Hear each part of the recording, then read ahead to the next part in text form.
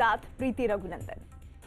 उत्तराखंड के चमोली में आई तबाही का मंजर हम सब ने देखा। नंदा देवी ग्लेशियर टूटने से अब तक 26 लोगों के शव बरामद किए जा चुके हैं। 171 लोग अब भी लापता हैं। इन्हें बचाने के लिए जमीन से लेकर आसमान तक ऑपरेशन चलाया जा रहा है। सेना, वायुसेना, आईटीबीपी, एनडीआरएफ समेत कई रेस्क्यू टीम दिन रात काम कर रही हैं। लेकिन क्या आप जानते हैं, इस ऑपरेशन में सबसे ज्यादा तबाही जहां हुई है वो तपोवन पावर प्लांट की 2 सुरंग है। इन्हीं दोनों सुरंग में करीब 35 लोगों के दबे होने की आशंका है। 30 घंटे से ज्यादा समय से लगातार रेस्क्यू मिशन जारी है, लेकिन ग्लेशियर टूटकर गिरने से मलबे का जो तूफान आया उसने दोनों सुरंग का 80% हिस्सा मिट्टी और पत्थरों से दफन कर दिया। दोनों सुरंग में कैद जिंदगी बचाने की कोशिशें अभी लगातार जारी हैं।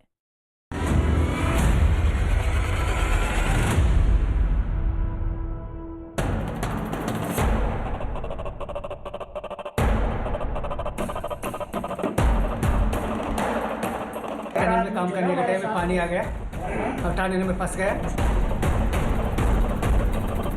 आईटीबी की टीम ने हमको 2 या 3-4 घंटे में बाहर निकाल दिया। सुरंग में जिंदगी की जंग। तपोवन में 2 सुरंग ठप।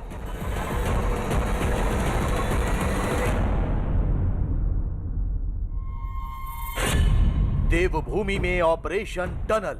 चाहे वो आईटीबीपी के दस्ता हो, चाहे वो एनडीआरएफ के, एसडीआरएफ के हों, चाहे वो इंडियन आर्मी के, तो they are working as a well knit team. सुरंग में कितनी जिंदगी कैद। मलबे में सांस लेती जिंदगी। उत्तराखंड के चमोली जिले में आए सैलाब ने कई लोगों की जिंदगी 2 सुरंग में कैद कर दी है। नंदा देवी पर्वत का ग्लेशियर जब ऋषि गंगा नदी में गिरा तो उसमें आए सैलाब की वजह से तपोवन हाइड्रो पावर प्रोजेक्ट पूरी तरह तबाह हो गया। लेकिन तपोवन पावर प्लांट की 2 सुरंग में कई जिंदगियां अब भी कैद हैं। सेना, आईटीबीपी और एनडीआरएफ समेत तमाम रेस्क्यू टीमें तपोवन की दोनों सुरंग में फंसे लोगों को बचाने के लिए सबसे बड़ा ऑपरेशन चला रही है। नंदा देवी ग्लेशियर ने चमोली में जो तबाही मचाई है उसे लेकर सबसे ज्यादा हलचल तपोवन की 2 सुरंगों में हो रही है। यहाँ पर सूरज की रोशनी कम हो गई है और जवानों को भी यहाँ से थोड़ा हटाया गया है, क्योंकि जो आपको मैं दिखाऊंगा टनल के पास की तस्वीर है। ये टनल के अंदर अभी एक क्रेन गई है और एक जेसीबी को यहाँ पर रखा गया है। आप देख सकते हैं बाहर भी रखी गई है और अंदर जो टनल है वो काफ़ी गहरा भी है और उसकी हाइट भी ज़्यादा है। अभी तक ये अनुमानित ये कहा जा रहा था कि 30 मीटर जो है वो होगा, लेकिन उसके बाद यहाँ पर जो है ये टनल के अंदर से लोग जो जवान हैं उनको भेजा गया था, लेकिन रेस्क्यू ऑपरेशन अभी भी नहीं हो पा रहा है क्योंकि मलबा बहुत ज़्यादा परेशानी बनी हुई है। अब आपको एनिमेशन के जरिए सुरंग में फंसे लोगों को बचाने के ऑपरेशन के बारे में बताते हैं। तपोवन पावर प्लांट में 2 टनल हैं जिनमें रेस्क्यू ऑपरेशन चल रहा है। पहली टनल करीब 220 मीटर लंबी है। ये 22 फीट से ज्यादा चौड़ी है और करीब 20 मीटर ऊंची है। टनल में करीब 15 मीटर ऊपर तक मलबा जमा हो चुका है। इसमें से 16 लोगों को निकाला जा चुका है। इस टनल में तपोवन पावर प्लांट में ट्रक आते जाते हैं। इस सुरंग में कई मशीनें रखी जाती हैं। यहां करीब 28 घंटे से रेस्क्यू ऑपरेशन लगातार जारी है। हाल ही में अभी मैं देख कर आ रहा हूं तो 153 मिसिंग कहे जा रहे हैं। 27 लोगों को उद्धार कर लिया गया था, या तो वो निकल के खुद आ गए थे या उनको रेस्क्यू किया गया था एसडीआरएफ या आईटीबीपी के द्वारा। 11 लाशें मिली हैं, तो इस तरह से 27 जीवित और 11 लाशें अकाउंटेड फॉर हैं और 153 मिसिंग हैं जिन पर कार्रवाई हो रही है। और 153 में से जो बड़ा हिस्सा है वो टनल में फंसा होगा ऐसा प्रतीत होता है। तो एक समन्वित तरीके से टीम इंडिया के रूप में सभी एजेंसियां काम कर रही हैं। ऑपरेशन साइट पे ITBP, NDRF, SDRF, army, local police सभी लोग लगे हुए हैं। साइंटिस्ट का जत्था ऊपर इलाके में सर्वे कर रहा है। करीब 220 मीटर की टनल में 200 मीटर तक मलबा जमा हो गया है। सैलाब में बहकर आई मिट्टी और पत्थरों से सुरंग का मुंह पूरी तरह बंद हो गया है। इसीलिए सबसे ज्यादा फोकस उन जगहों पर किया जा रहा है जहां जिंदगी की संभावना ज्यादा है। यानी नक्शे से सुरंग के उन हिस्सों की ओर बढ़ने की कोशिश हो रही है जो ऑक्सीजन पॉइंट्स हैं। इस काम में जो हमें चैलेंजेस आ रहे हैं वो ये है, आप देख रहे होंगे कि यहाँ पे तार भी हैं, मोटे मोटे तार जो टनल्स में हुआ करते हैं, उनको काटना है। फिर पूरा स्लश है, इतना ज़्यादा गश ऑफ वाटर के साथ जो रबल्स होते हैं और वो होते हैं, सब एक साथ घुस जाता है, तो वो वहाँ पे लग गया है। अब उसको निकालना पड़ रहा है। हर बार जो हमारी जेसीबी जा रही है अंदर और वो जा रही है, फिर उसको बाहर निकाल रही है, तो उसे it has to come back, तो वो तो टाइम कंज्यूमिंग है। टनल के अंदर ऑक्सीजन पॉइंट वो होते हैं जहां ऑक्सीजन की संभावना सबसे ज्यादा होती है। टनल के नक्शे के मुताबिक ऐसी जगहों पर ही सुरंग में काम करने वाले मजदूरों के फंसे होने की संभावना है। 7 फरवरी को दोपहर 3 बजे से सुरंग में रेस्क्यू ऑपरेशन शुरू किया गया था। करीब 100 मीटर तक मलबा निकाला जा चुका है। जो मशीन है वो लगातार यहाँ का मलबा जो है खींचकर बाहर ला रही, क्योंकि ये जो टनल आपको दिखाई दे रहा है, ये टनल यहाँ से लगभग 220 मीटर अंदर तक जाता है और यहाँ से दूसरी तरफ भी ये टनल निकलता है। और ये बताया जा रहा है कि यहाँ पर भी कई सारे लोग काम कर रहे थे, जिनका अभी आकलन करना मुश्किल है। कितने लोग किस साइड थे ये नहीं पता लगा पा रहा है कोई। और अभी भी एनडीआरएफ की टीमें यहाँ पर पहुँची है जो 50 से 60 की संख्या में है। साथ ही एसडीआरएफ के जवान थे, लेकिन रेस्क्यू ऑपरेशन करना बहुत मुश्किल है, क्योंकि जो मलबा है नदी का वो काफ़ी तेज बहाव में ऊपर तक आया था, जिसके बाद अभी भी यहाँ पर जो टीमें हैं वो काम कर रही है। अब आपको तपोवन हाइड्रो पावर प्लांट की दूसरी सुरंग के बारे में बताते हैं, जहां ज्यादातर मजदूरों के फंसे होने की संभावना है। तपोवन पावर प्लांट की दूसरी टनल करीब 2 किलोमीटर लंबी है। अधिकारियों के मुताबिक सैलाब के वक्त इस सुरंग के दूसरे छोर पर करीब 40 मजदूर थे। सभी ने ऊपर की ओर भागकर अपनी जान बचाई। दोनों सुरंग में करीब 15 मीटर तक मलबा जमा हो जाने से रेस्क्यू ऑपरेशन में काफी परेशानी आ रही है। जो मशीनें सुरंग में मलबा हटाने के लिए लाई जा रही हैं, वो मलबा लेकर करीब 5 से 7 मिनट में बाहर आ पाती हैं। ये वाला जो बड़ा वाला टनल है, इसको अब 70-80 मीटर खोला गया है। बहुत ज़्यादा कल मलबा अंदर आ गई थी, तो पूरा ब्लॉकेड हो गई है, तो उसी को दोनों जो जेसीबी है वो अंदर जाके निकाल रहे हैं। और करीब 180 मीटर का टनल है और एक आउटलेट टनल है, जहाँ से जो 30 से 40 वर्कर्स हैं फंसे हुए हैं कल से, तो उनको निकालने का प्रयास है। न्यूज 18 ने दोनों सुरंग में जारी रेस्क्यू ऑपरेशन के दौरान पाया कि सेना के इंजीनियर की टास्क फोर्स पूरी रात टनल के अंदर से मिट्टी और पत्थरों को हटाने का काम करती रही। जनरेटर और सर्च लाइट के जरिए सारी रात ऑपरेशन जारी रहा। इसके अलावा आईटीबीपी के स्नीफर डॉग को भी मलबे में दबे लोगों की तलाश में लगाया गया। बंद सुरंग में जिंदगी बचाने की जंग लड़ रही रेस्क्यू टीमों ने छोटी सुरंग में फंसे ज्यादातर को बचा लिया है। आईटीबी की टीम ने हमको 2 या 3-4 घंटे में बाहर निकाल दिया और हमको अपने साथ रेस्क्यू करके और आईटीबी हॉस्पिटल में भर्ती किया हुआ है और हमारा इलाज ठीक से चल रहा है, बाकी हम सब ठीक हैं। आज हमारी कंपनी में जो आपदा आई थी और आईटीबीपी जोशीमठ ने रेस्क्यू करके हमें बचाया है और अपना हॉस्पिटल में ले आए हैं और अच्छी तरह से ट्रीटमेंट कर रहे हैं। दोनों सुरंग में फंसे लोगों को निकालने की कोशिश कर रही टीमों का कहना है कि दूसरी सुरंग में ऑपरेशन काफी मुश्किलों भरा है, क्योंकि ये करीब 2 किलोमीटर लंबी है और इसके मुहाने पर करीब 200 मीटर तक गाद भरी हुई है।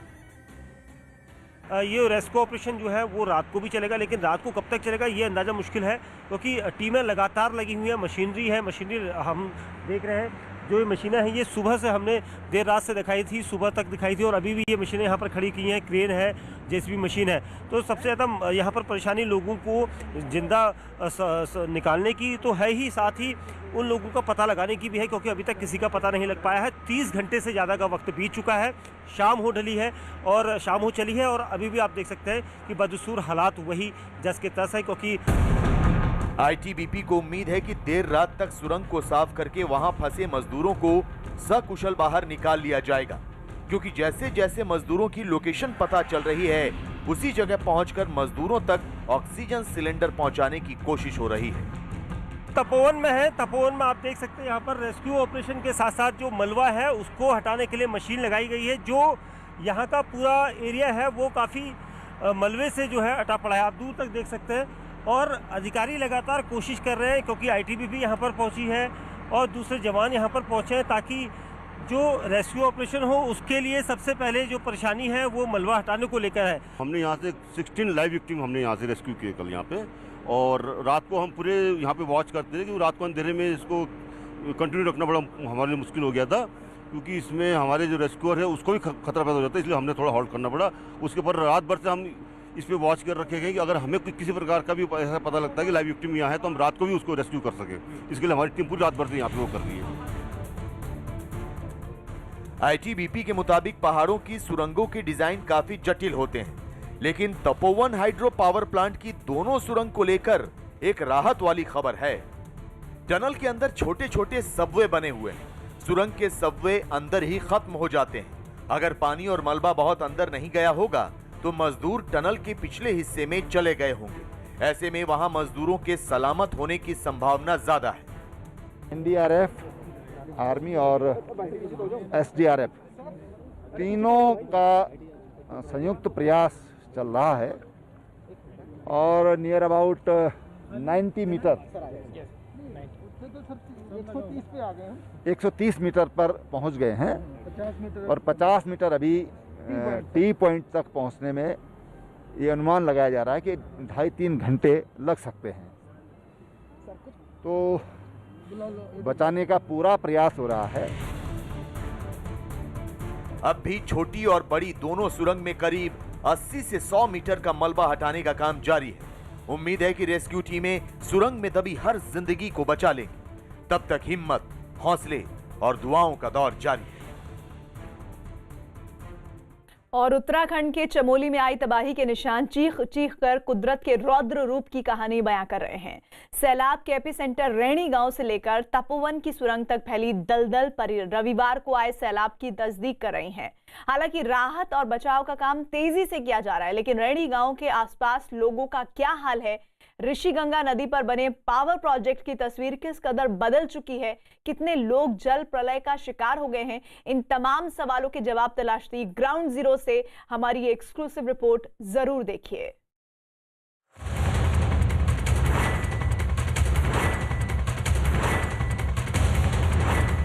इस वक्त हम उस जगह पर पहुंच गए हैं जहां अभी तक किसी का कैमरा नहीं पहुंचा है। दरअसल ये वो जगह है जहां पर ग्लेशियर का बड़ा हिस्सा टूटकर गिरा है। ये सामने आप जो पर्वत श्रृंखलाएं देख रहे हैं, जो बर्फ से लदी हुई पहाड़ियां हैं, इन्हीं पहाड़ी का एक बड़ा हिस्सा कल टूटकर गिरा था।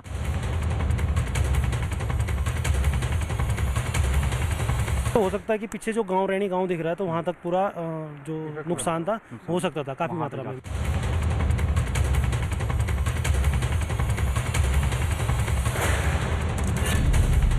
देवभूमि में आई तबाही के निशान। न्यूज़ 18 इंडिया पर हम आपको एक्सक्लूसिव तस्वीरें दिखा रहे हैं। सबसे पहले उस स्पॉट की तस्वीरें बेहद करीब से, जहां पर इस तबाही का मंजर लोगों ने बेहद करीब से देखा। कुछ पता नहीं चल रहा उनका। धूप की पेड़ नहीं है, उसमें धूप सेक रहे थे ऐसे। तब तक आवाज आना लग गया, मैंने बोले ऐसे क्या हो गए ये? फिर तूफान जैसे आ गए उस तरह से। हमने ऊपर घर से सीटी मारी, हल्ला किया, तो 3 मिनट में सीधा कंपनी तबाह हो गई। हे राम हे राम हे राम हे राम। ग्राउंड जीरो पर पहुंचा न्यूज़ 18। ये जो पूरा आपको मलबा नज़र आ रहा है, दरअसल यहीं से डैम की शुरुआत थी और यहाँ पर कई सारे गेट्स बनाए गए थे। कई सारे जो इंजीनियर्स हैं, जो यहाँ पर गार्ड्स हैं, उनके रहने के लिए अलग अलग कमरे बनाए गए थे। वो सारे तबाह हो चुके हैं, वो सब मलबे में तब्दील हो चुके हैं। और यही वजह है कि जो डैम में काम कर रहे कर्मचारी हैं वो सब के सब फिलहाल मिसिंग बताए जा रहे हैं। बोला कि बाढ़ आ रहा भाग जाओ, तो कोई सुनने में कन्फ्यूज हुआ, तो फिर दोबारा सुने। जब जैसे सुने, जैसे भागने लगे तैसे तुरंत 1 मिनट का समय नहीं दिया, तैसे रूम के अंदर पहुंच गया भाग। लेकिन हम लोग को सब यही चीज़ हुआ कि कपड़ा लाता हम लोग को सभी कुछ आर्टिस्ट प्रूफ सब चला गया हम लोग का। ओनली जान लेके हम लोग केवल भागे हैं। चश्मदीदों की जुबानी तबाही की कहानी। रविवार की सुबह देवभूमि उत्तराखंड में ऐसा जल प्रलय आया कि चंद मिनटों में सब कुछ मलबे में तब्दील हो गया। बर्फीली चोटियों पर ग्लेशियर टूटा, और ऋषि गंगा का पानी विकराल रूप अख्तियार करते हुए अपने रास्ते में पड़ने वाली हर चीज को बहा कर ले गया। क्या पुल, क्या घर, क्या सड़कें, क्या दरख्त, क्या पावर प्रोजेक्ट और क्या इंसान, पलक झपकते ही सब कुछ कुदरत की इस विनाश लीला की भेंट चढ़ गए।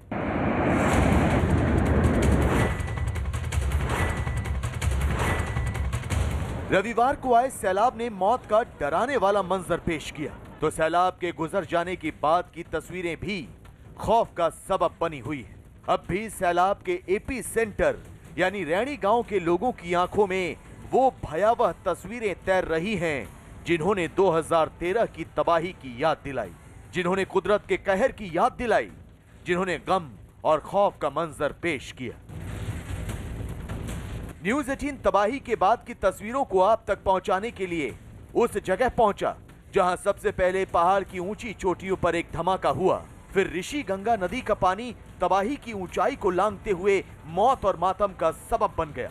जी हां, न्यूज़ 18 की टीम पहुंची सैलाब से आई तबाही के एपी सेंटर यानी चमोली जिले के रैणी गांव में। इस वक्त हम उस जगह पर पहुंच गए हैं जहां अभी तक किसी का कैमरा नहीं पहुंचा है। दरअसल ये वो जगह है जहां पर ग्लेशियर का बड़ा हिस्सा टूटकर गिरा है। ये सामने आप जो पर्वत श्रृंखलाएं देख रहे हैं, जो बर्फ से लदी हुई पहाड़ियां हैं, इन्हीं पहाड़ी का एक बड़ा हिस्सा कल टूटकर गिरा था। टूटकर सीधे सामने आपको जो नदी नजर आ रही है, ये ऋषिगंगा नदी है। इसी नदी में ये बड़ा हिस्सा गिरता है। उसके बाद मलबा जो है वो आगे की तरफ बढ़ता है और ठीक नीचे, यहाँ से ठीक नीचे जो डैम था ऋषिगंगा डैम, वो टूटकर खत्म हो जाता है, तहस नहस हो जाता है। और यही वजह है कि आसपास के जितने भी पुल थे वो सब टूट गए हैं। सामने जो रैनी गांव है वो आपको दिखाई दे रहा है। ये रैनी गांव की कनेक्टिविटी पूरी तरह से टूट चुकी है। जो गाड़ियां हैं वो लगाई गई हैं। यहाँ से हम तस्वीर आपको दिखा रहे हैं कि जो गाड़ियां देखिए वो लगाई गई हैं ताकि एक वैकल्पिक रास्ता तैयार किया जा सके। और ख़ास तौर पर कोशिश ये की जा रही है कि मलबे के नीचे दबे लोगों को जल्द से जल्द खोजा जाए। ये तस्वीर हम आपको दिखा रहे हैं, लेकिन ये ग्लेशियर की वो तस्वीरें हैं, वो पहाड़ियों की तस्वीरें हैं जिस पहाड़ी का सबसे बड़ा हिस्सा टूट कर नीचे गिरा था, जिसके बाद ये तबाही आई है। पहाड़ की इन्हीं सक्रिय घाटियों से होकर नीचे उतरती ऋषि गंगा नदी की विनाश लीला को इसी रैणी गांव के लोगों ने अपनी आंखों से देखा। कैसे चंद मिनटों में सब कुछ बर्बाद हो गया, कैसे सैलाब से मौत का मातम पसर गया।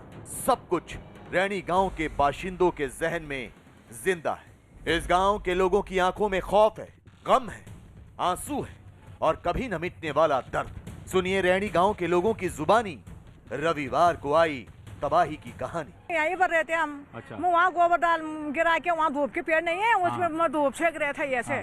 तब तक आवाज आना लग गया, वाँ वाँ वाँ वाँ वाँ। मैंने बोले ऐसे क्या हो गए, ये खाली तूफान जैसे आ गया उस गदरा से। जब पुल क्यों उड़ा ऐसा करके, वहीं पुल उड़ा रहा था मेरा भी ऐसा ऐसा करके मैं ऊपर गया, मैं चिल्लाने लग गया, वो भागो भागो। यहाँ तो टूट गया पूरा, मलबा आ गया ऊपर से, पूरा टूट गया। वहाँ से मैंने नजर लगाया, एक लड़का बकरी से रहा था, 2-4 गाय था, उसके 6-7 बकरी था। लड़का था जवान, लड़का 5 साल की सारी है उसका, वो भी चला गया। ये यहाँ पर बुढ़िया ये ऐसे घास कर रहे थे, वो भी चला गया। दरअसल रैणी गांव से कुछ दूर ही बर्फीली चोटियां हैं। इन्हीं चोटियों से ग्लेशियर का एक हिस्सा टूटा और ऋषिगंगा नदी में बाढ़ आ गई। इससे पहले कि लोगों को संभलने का मौका मिलता, सैलाब ने तबाही मचानी शुरू कर दी। कुछ खुशकिस्मत रहे जो बच गए, लेकिन कुछ ऐसे भी थे जिन्होंने अपनी जान गंवा दी। रैणी गांव के 5 लोग लापता बताए जा रहे हैं। महज 3 मिनट में किस तरह रैणी गांव के आसपास सब कुछ गाद, मिट्टी और पत्थरों के नीचे दब गया, इसकी कहानी तो और भी भयावह है। फर्स्ट में एक काला जंगल दिखा, इसके पीछे से धुआं निकला। अच्छा। तो धुआं निकला तो हम देख ही रहे थे, वहाँ पे कुछ लोग मेरे घर के आगे से काम कर रहे थे। हाँ। तो उसके बाद सीधा आवाज़ टाइप का आने लगा। हाँ। आवाज़ आने लगा तो फिर देखा हमने, वहाँ से सीधा नीचे को धुआं छोड़ रहा, पूरा सैलाब टाइप का। हमने ऊपर घर से सीटी मारी, हल्ला किया, तो 3 मिनट में सीधा कंपनी तबाह हो गया। रविवार को आई तबाही के बाद फिलहाल रैणी गांव में सन्नाटा पसरा है। यहाँ के लोग अब भी सदमे में हैं। लेकिन उस पावर प्रोजेक्ट का क्या हुआ जो ऋषिगंगा नदी पर बनाया गया था? गौर से देखिए ये तस्वीरें। इन तस्वीरों में आपको शायद ही कुछ नजर आए, लेकिन आपको बता दें कि इसी जगह पर ऋषिगंगा पावर प्रोजेक्ट था, जहां अब सिर्फ मिट्टी है, पत्थर है और चारों तरफ फैला मलबा। देखिए ये तस्वीर हम आपको बिल्कुल नज़दीक से दिखा रहे हैं। ये सबसे पहली जगह जब ग्लेशियर टूट के गिरा, ये पहला पावर प्रोजेक्ट था जहाँ पर इसने हिट किया है और उसके बाद ये सैलाब लगातार आगे बढ़ता चला गया।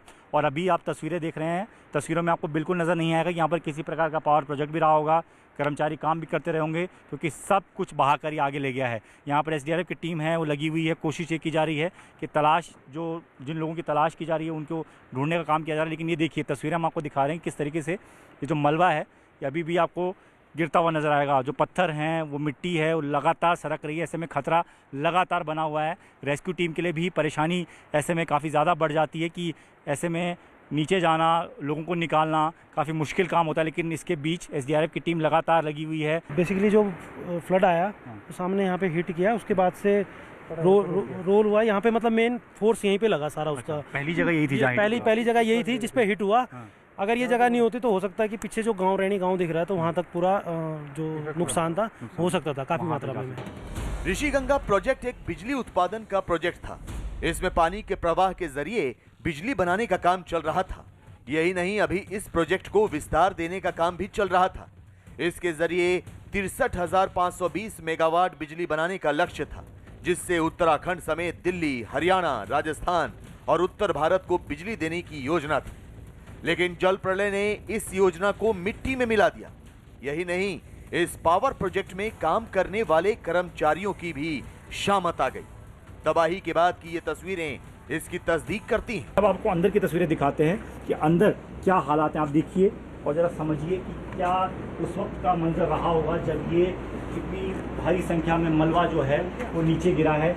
ये देखिए यहाँ जो मजदूर रहते थे उनकी तैयारी देखिए, यहाँ आप देखिए उनके रहने की पूरी जगह थी, ये उनके कपड़े बिखरे हुए आपको नजर आ जाएंगे। उनके बिस्तर देखिए, बिस्तर फोल्ड भी नहीं थे, बिस्तर वैसे ही पड़े हुए हैं।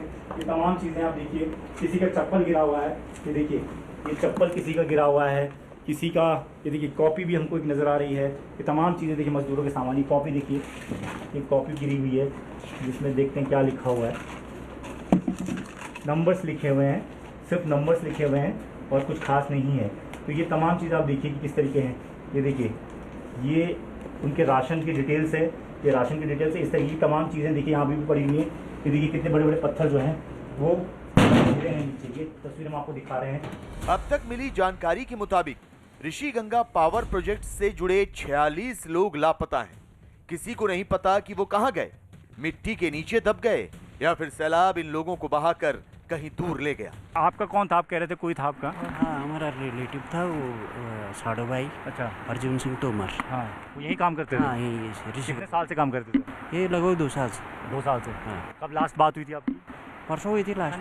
अच्छा, शनिवार को। अच्छा, उसके बाद कोई बात? उसके बाद कोई बात। अभी कोई पता चल पाया? अभी तो कोई पता ही नहीं लग रहा इसको। अच्छा। रविवार को पहाड़ों पर आई सुनामी के बाद जिंदा बचे लोगों की तलाश जारी है। एनडीआरएफ, एसडीआरएफ और आईटीबीपी समेत रेस्क्यू ऑपरेशन में कई टीमें लगी हुई हैं, लेकिन सैलाब में लापता लोगों की तादाद बढ़ती चली जा रही है। क्या बोला था बातचीत में? बातचीत में यही बोल ठीक है हम। तो उसके बाद जैसे ही 10:02 पे बात हुई तो उसके बाद हबड़ तबड़ में कुछ नहीं बोल पाए। अच्छा, फोन के दौरान ही ये हो गया? ये हुआ। अच्छा, फोन करते अच्छा, फोन करते करते ये उसके बाद फोन लगा ही नहीं सर। अच्छा, जो हमारा भाई सिक्योरिटी गार्ड में था तो वो वहाँ पर से रास्ता है ऊपर जाने का, तो वो कह रहा, मैंने जैसे ही कदम गेट खोला ऊपर इनको कहा भागो, तो ये कमरे में मेरा भाई सो रखा था और ये दीपचंद का भाई उसको उठाने के लिए गए। रात की ड्यूटी दे के दिन में सोए रहते थे, तो उसको उठाने के लिए गए तो वहाँ से ये दोनों भाग गए थे, पता नहीं किधर भागे, उसका कोई पता नहीं चला। अच्छा, विगत 3 सालों से यहाँ पे सिक्योरिटी गार्ड में था। वो क्या हुआ? और वो अचानक ही कल जब हमको ये पता चला कि वहाँ पे बाढ़ आ गई है तो सर हम 12 बजे मैं यहाँ पे पहुँचा तो भाई का कुछ पता नहीं चल रहा। अच्छा, अब तक मिली जानकारी के मुताबिक ऋत्विक कंपनी के 21 लोग लापता हैं। ऋत्विक की सहयोगी कंपनी के 100 लोग लापता हैं। ऋषिगंगा पावर प्रोजेक्ट से जुड़ी कंपनी के 46 लोग लापता हैं। ओम मेटल्स के 21 लोग लापता हैं। एससीसी कंपनी के 3 लोग लापता हैं। तपोवन गांव के 2 लोग लापता हैं। रिंगी गांव के 2 लोग लापता हैं। करछो गांव के 2 लोग लापता हैं और रैणी गांव के 5 लोग लापता बताए जा रहे हैं। 202 में से 18 की डेड बॉडी मिल चुकी है और इन्हीं 202 में से 25 से 30 आदमी जो टनल के अंदर हैं, जिनका अनुमान है कितने होंगे, हो सकता है कुछ कम ज़्यादा हों। टनल की स्थिति ये है कि 180 मीटर के बाद एक बेंड है, तो उसमें हमने पूरा मलबा क्लियर करा लिया करीब 80 मीटर का। उसके आगे हमारी मशीनें लगी हुई हैं, जेसीबी वगैरह लगी हैं, तो हमें उम्मीद है कि शाम तक कुछ सफलता हासिल होनी चाहिए टनल को खोलने में। उसके बाद यहाँ की स्थिति और क्लियर होगी। चमोली में हुए हादसे में उत्तर प्रदेश के सहारनपुर के 3 युवक भी लापता हैं। तीनों वहां पर मजदूरी का काम करते थे। तीनों दिल्ली के एक ठेकेदार के जरिए पेंट का काम करने गए थे। परिजनों को टीवी के जरिए वहां आई आपदा का पता चला तो युवकों से संपर्क करने की कोशिश की, लेकिन संपर्क नहीं हो सका। अब तीनों युवकों के घरों में कोहराम मचा हुआ है। परिजनों का रो रो कर बुरा हाल है। फोन पर कब बात हुई आपके उनसे? बस 11 तारीख को ही, और कभी भी नहीं करी। उसके बाद फोन लगा रहे हैं उनको? बार बार कर रहे फोन ही नहीं उठा रहे। तपोवन के एनटीपीसी प्रोजेक्ट में काम करने वाले परमेंद्र सिंह बिष्ट भी लापता बताए जा रहे हैं। अब उनकी बहनें भी भगवान से दुआ कर रही हैं कि उनके भाई को सलामत रखें। उन्हें कोई खोज खबर नहीं मिल रही। परमेंद्र तपोवन के एनटीपीसी प्रोजेक्ट में सुपरवाइजर के तौर पर काम कर रहे थे। मेरे जीजा जी थे। क्या नाम है उनका? परमेंद्र बिष्ट। क्या उनका पता चल पाया कुछ पता नहीं चल रहा उनका। उत्तराखंड में अचानक आई आपदा में वो लोग खुशनसीब थे जिन्हें ऊंचे इलाकों पर पहुंचने का मौका मिल गया, लेकिन जो लोग नहीं निकल सके उन्हें महज कुछ मिनटों के भीतर ही सैलाब ने अपनी आगोश में ले लिया। लेकिन अब भी जिंदगी की आस बाकी है। अब भी अपनों की खैरियत के लिए लोग प्रार्थना कर रहे हैं, तो प्रशासन समेत राहत और बचाव के काम में जुटी टीमें शिद्दत से मलबे से जिंदगी को तलाशने के काम में लगी हैं।